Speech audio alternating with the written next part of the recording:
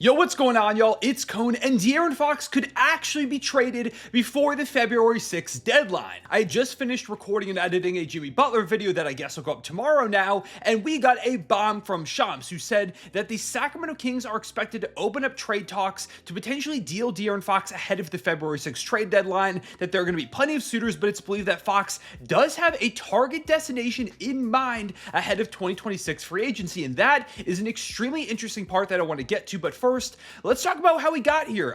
It felt like this was a possibility earlier in the season when there was the report that Rich Paul went to the Kings front office in the midst of them playing terribly and said, hey, what's going on here? Are we going to be competitive? Do we need to start to think about a trade? What is our game plan going forward? And that, of course, is ahead of the looming contract extension availability of Fox this offseason. When we get to the summer, he could sign a lucrative extension to stay in Sacramento for the next 4 years, or he could have to go into free agency in 2026. And with that Rich Paul report coming alongside a lot of other reports that Fox has been hesitant to sign an extension in Sacramento, it really started to feel like earlier in the year we could see Fox not maybe moved, but that there would be at least discussions of him being traded, and that was a massive development. But then the Kings started to kind of catch fire since they fired Mike Brown, which was also a big, felt like rock bottom moment for the franchise. They have gone from a 13-18 team to 24-22. They are 11-4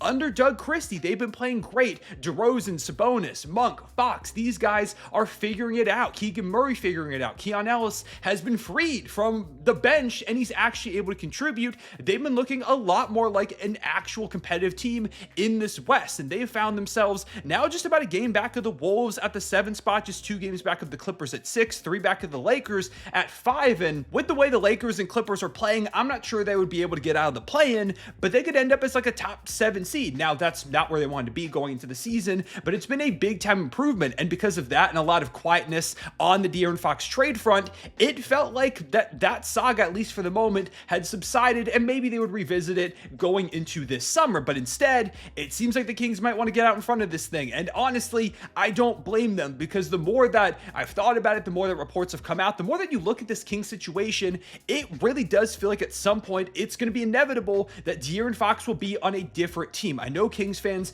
don't want to hear, and maybe there is a world where he stays, but we just got to look at the facts. This Kings team has made a bunch of moves, and they could still make more, but it really does not feel like they're anywhere close to being a championship contender. Could they catch fire and maybe win a playoff series this year? Potentially. Like, that could be in the cards, but you're talking about De'Aaron Fox, who has stayed with the Kings through thick and thin, didn't make the playoffs for a ton of seasons, and finally, they made it back. They were a top 3 seed. They had the light the beam stuff. It was looking amazing, and then they lose in the first round. And then last year, off the back of that, they missed the playoffs entirely, and now this season, it looks like that's again a real possibility. If I'm De'Aaron Fox, I'm worried, because while Sacramento has shown that they will make moves to help me be competitive, they've not shown me that they're able to make moves to help me compete for a championship. The Kings have been nowhere close in De'Aaron Fox's era. So now you might be heading into the second straight year of not making the playoffs after getting a taste of that. You've got a chance to go ahead and walk some point soon. It makes all the sense in the world that De'Aaron Fox would leave. And so if I'm the Kings,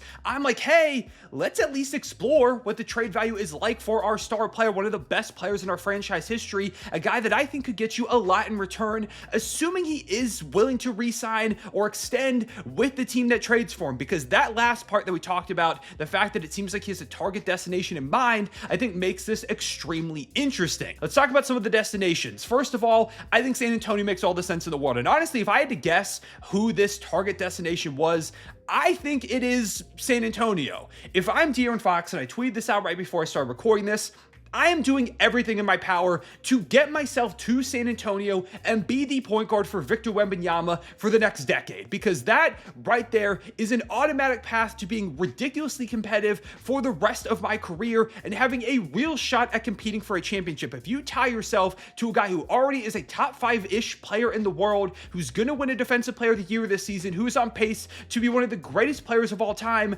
that makes so much sense, especially because this isn't a situation situation where they're bringing you in to be like the final piece. You're just an extra cog in the machine. You don't have to be the savior of the Spurs who's going to help Wemby get over the hump, because they have so many extra assets. They've got contracts they can move. Wemby's on a rookie deal right now. There is so much flexibility in San Antonio, so they can bring you in. They could add a third star, build a big three with Wemby at the helm. That to me is like my automatic dream destination if I'm De'Aaron Fox, and maybe that's the spot he wants to go. We don't know for sure yet, but to me, I think that makes a lot of sense as that ideal place in De'Aaron Fox's mind if I'm in his shoes. Maybe he's thinking differently. Maybe he wants to be in a certain market. We don't really know.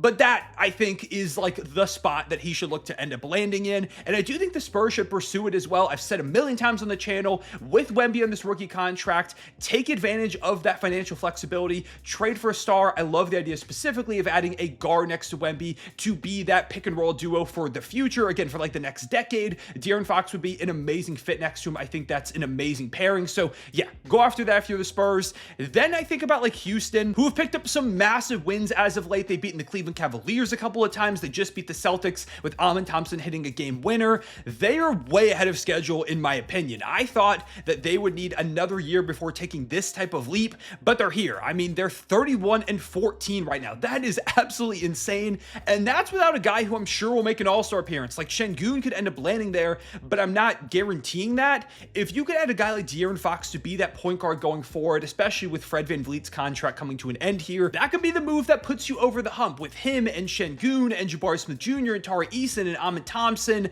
a lot of depth guys as well. I imagine the Kings probably try to look to grab Jalen Green in this deal, or at least it's someone that they're hyper interested in. But if you could somehow keep him and say it's like Fred VanVleet, a bunch of first round picks, maybe like a Cam Whitmore or Reed Shepherd, you could build very quickly one of these scariest forces in the entire NBA in Houston. They're already on that path. This is something that could accelerate it. Now, we just got a report from Mark Stein that the Rockets are more so set on trying to see what happens with this team throughout the playoffs rather than going ahead and making a big move here at the deadline. And I do think that makes sense. Figure out what your weaknesses are before making the splash. But even if Fox doesn't get traded there here at the deadline, say he's still with Sacramento past February 6th, I'm keeping an eye on Houston as a potential suitor. We just got a report that like the Nets are monitoring the situation and that maybe they could make a move for De'Aaron Fox. I think Orlando could be really interesting. You put Fox in that backcourt next to Jalen Suggs. You still got Paolo, you've got Franz, a lot of depth pieces. You give yourself a little bit more offensive punch, which the Magic could use.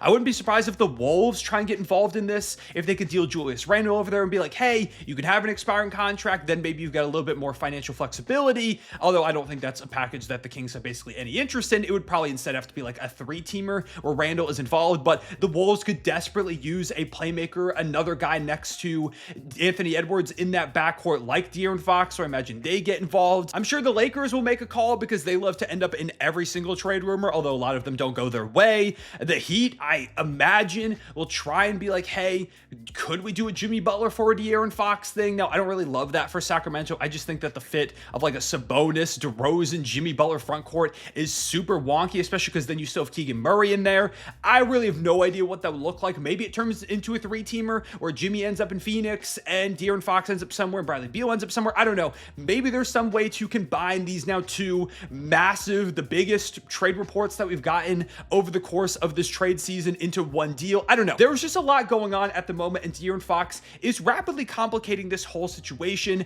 and it's made it incredibly interesting because I wasn't sure how much was going to happen. It felt like Jimmy Butler was going to get moved, maybe Levine, maybe Vucevic, like Ingram has popped up in at least a few more rumors as of today, but nothing substantial. Cam Johnson feels like he could get traded, but nothing crazy. De'Aaron Fox is now the titan of this trade market. I wouldn't be surprised if he gets moved. I also wouldn't be shocked if he doesn't get dealt, just because I'm not sure what the market is going to look like with very little time for it to assemble. And if it is true, like it's reported that Fox kind of has an ideal destination in mind, that will likely shrink the amount of teams that are willing to make that trade, because you're not trading the farm for De'Aaron Fox like the Kings are going to ask for if you know that he's got a great chance of walking here to potentially like a San Antonio or Houston or wherever it is. I still think it's San Antonio. So yeah, that massive news coming from Shams, massive change in the trade market. I'm excited to see what happens. I love when these rumors pop up. I love the chaos, the drama, the soap opera that is the NBA. Let me know down in the comments who you think is the best trade partner to land De'Aaron Fox.